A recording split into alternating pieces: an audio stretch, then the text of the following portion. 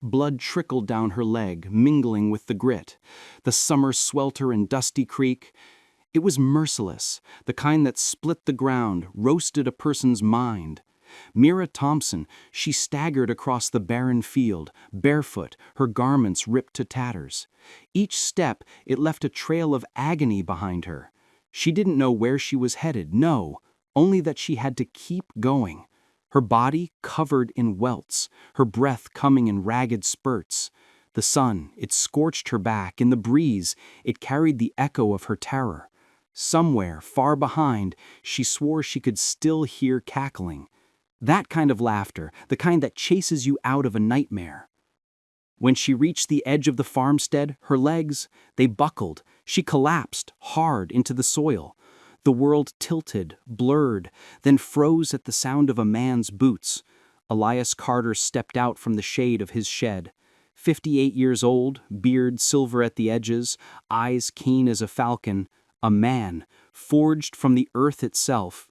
He hadn't spoken to anyone in weeks, but what he saw sprawled before him, it stole his breath. The girl, she was a ruin. Dirt clung to her skin, her hair plastered to her face. Tears had etched paths through the filth. Her voice, it broke when she tried to speak. "Please," she murmured. Then her hands shook, clutching what remained of her tattered clothes. I need to take it off. Please, help me." Elias stiffened. He'd seen injured men, dying livestock, even comrades gunned down before him. But this was what a shattered spirit looked like. He stayed silent. For a moment. Then his voice came, low, calm. "Come inside." Mira, she stumbled to her feet, followed him into the small shack. It smelled of coffee, pipe smoke, aged timber. Elias poured water into a bowl, grabbed a clean cloth, a bottle of bourbon. The room filled with the sharp tang of alcohol and blood.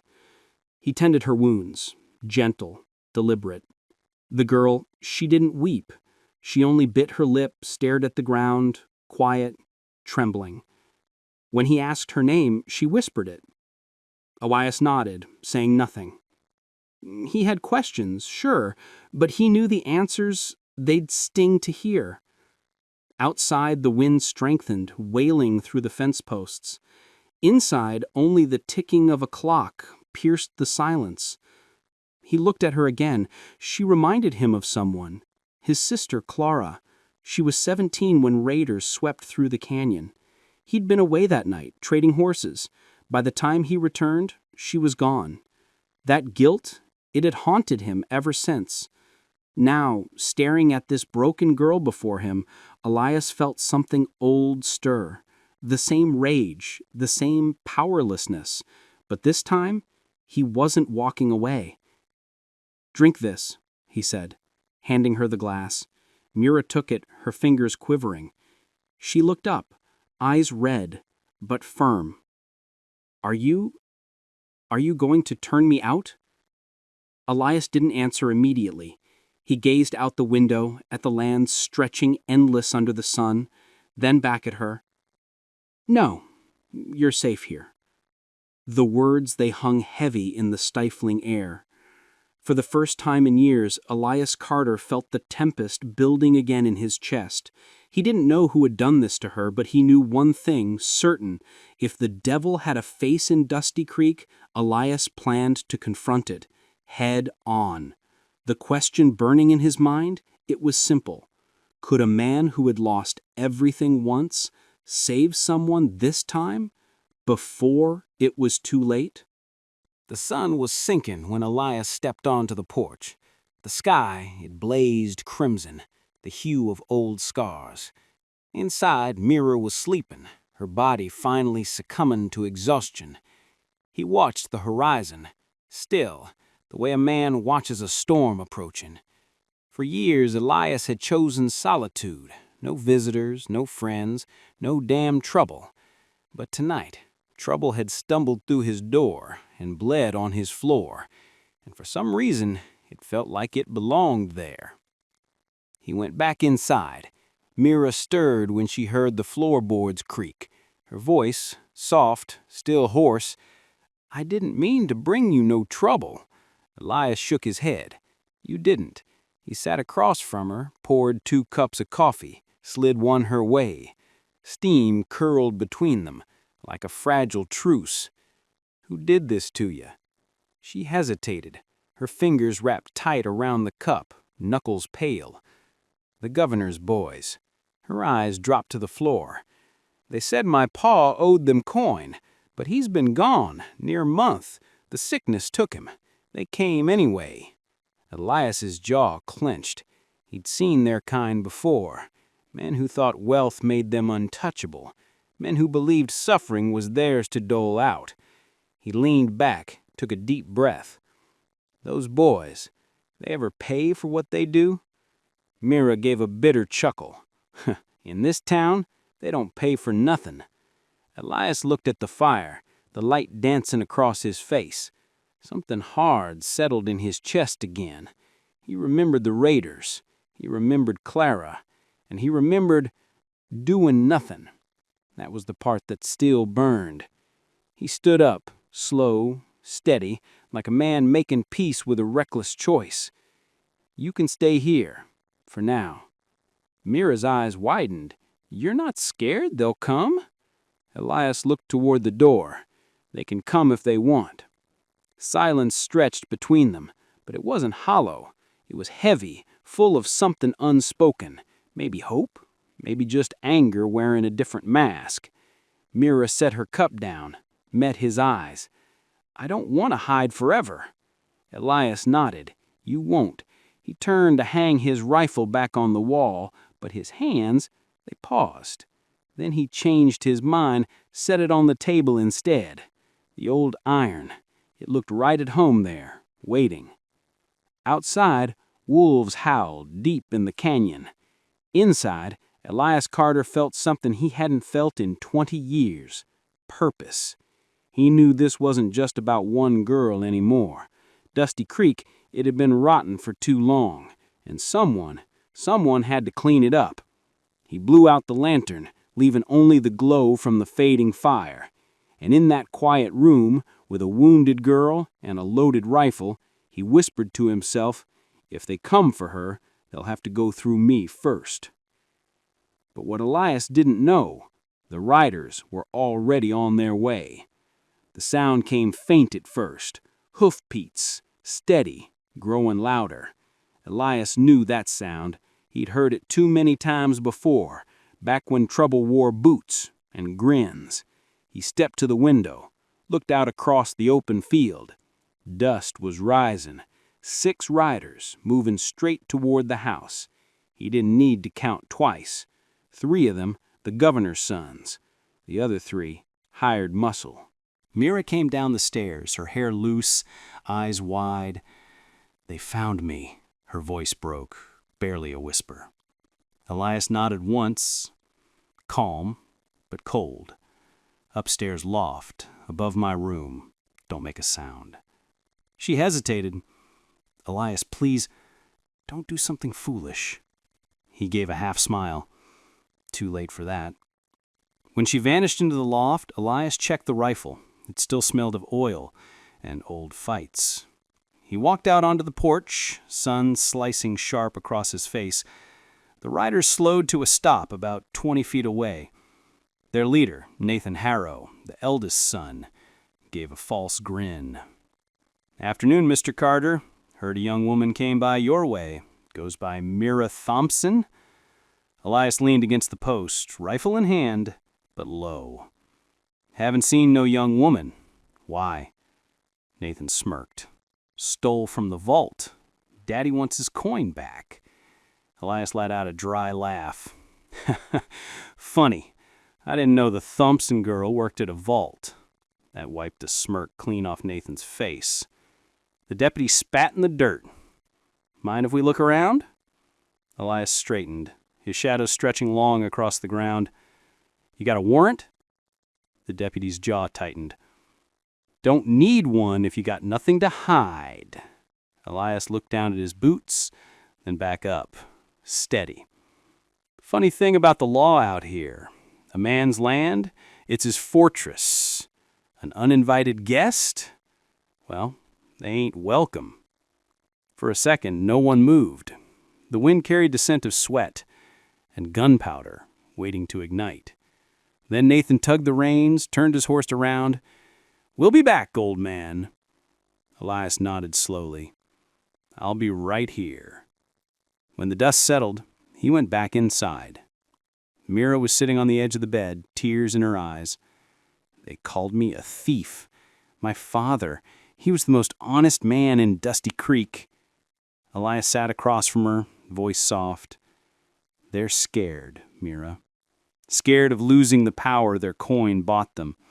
That fear, it makes men foolish. And foolish men, they make mistakes." He poured her a glass of water. Outside thunder rolled, far in the distance. It wasn't rain. It was the sound of war coming to Dusty Creek. "So, tell me something, friend. If you were Elias Carter, would you stay and fight or pack your bags and run? Take a sip of your coffee or maybe that evening tea. Tell me where you're watching from, what time it is right now. And if you're hooked, if you want to see how this story unfolds, hit that like button. Maybe even subscribe. It keeps this little corner of storytelling alive, and I'd love to have you along for the ride." The storm, it broke that night. Wind screamed through the canyon, carrying the scent of rain and gun oil. Mira, she couldn't sleep. She sat by the window, watching lightning tear the sky. Every flash, it lit the fear on her face. Elias, he was still awake too.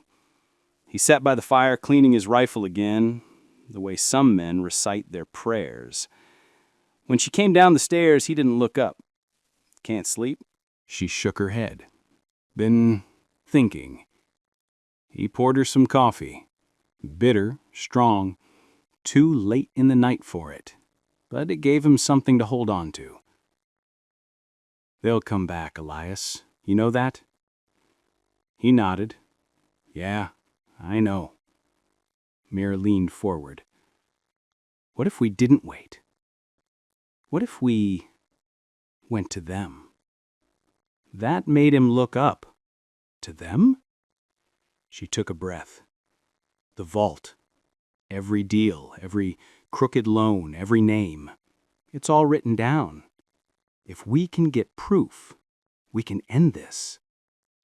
Elias's brow furrowed. "You're talking about breaking into a vault. That's a hanging offense." "So is what they did to me." Her words, quiet, but sharp enough to slice the silence. Elias looked into her eyes. They weren't just scared anymore. They were resolute. He leaned back, thinking. Old man Harrow, he's too stingy to fix that back window. Always said, no one's dumb enough to crawl through broken glass. Mira smiled, for the first time in days. Guess he never met us. By midnight, they were in town. The rain, it had turned the dirt streets into rivers of mud. The vault stood dark, silent, just like every secret it held. They moved like shadows. Elias went first, clearing the way, his boots sinking without sound. Mira, she found the broken window. Her hand trembled as she pulled herself through, but she didn't stop. Inside, the air was thick, musty. Elias followed close behind, lantern in hand. They didn't talk, didn't need to. She headed straight for the file cabinets. Her fingers, they moved fast, sure, like someone who'd spent too many nights organizing her father's shop ledgers. Here, she whispered. Elias brought the light closer. Row after row of names. Women who'd settled debts, forged signatures, money shuffled through fake accounts. The list, it was longer than sin. This ain't just a few bad apples, Elias muttered. This is a whole damn orchard. Mira kept copying names, her writing swift but neat. Outside, thunder rumbled again, this time closer. When they were nearly done, Elias froze. Bootsteps, slow, heavy, coming from the front door. He blew out the lantern, grabbed her hand. Voices echoed from the lobby. "Check the back! I saw light!" Elias's heart pounded. He pressed a finger to his lips.